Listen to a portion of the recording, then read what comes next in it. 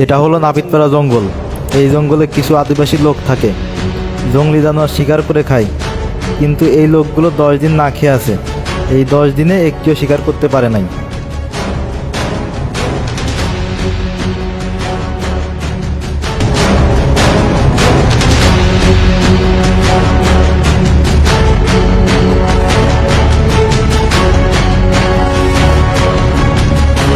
ভাই ওইখানে জানো কে? শিকার পেয়ে গেছি, ধর ওই শালাকে।